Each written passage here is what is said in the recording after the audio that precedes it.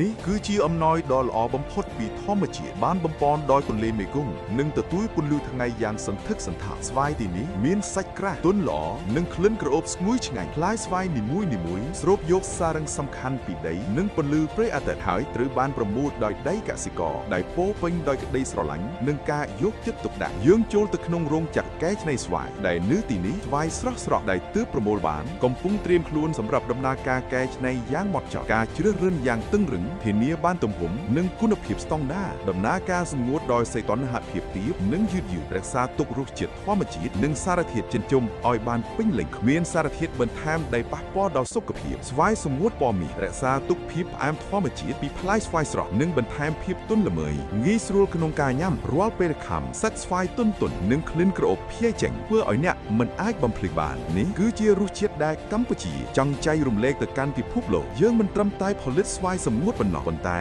កំពុងបង្កើតក្តីសុបិនថ្មីសម្រាប់វិស័យកសិកម្មកម្ពុជាសូមគាំទ្រស្វាយកម្ពុជានិងគាំទ្រផលិតផលក្នុងស្រុកឲ្យពិភពលោកចងចាំថាមានរសជាតិដ៏ពិសេសមួយដែល